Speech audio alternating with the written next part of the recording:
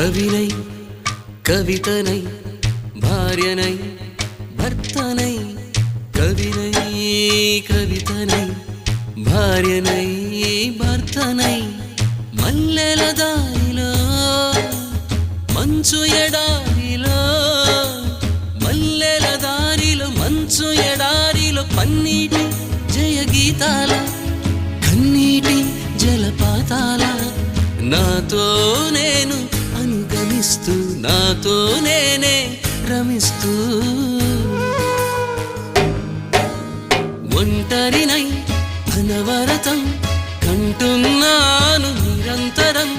కలల్ని కథల్ని మాటల్ని పాటల్ని రంగుల్ని రంగవల్లుల్ని కావ్య కన్యల్ని ఆడపిల్లల్ని జగమంత కుటుంబం నాది ఏకాకి జీవితం నాది